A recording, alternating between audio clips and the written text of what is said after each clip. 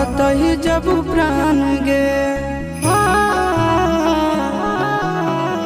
मोरे घड़ी पनिया पिलाई दी है जान गे कफन ओढ़ाई दी है टूटत ही जब प्राण गे हगे हमारा से तोरा जाती प्यार होता भेट साथ छात कर लगे हगे सोना यारा हो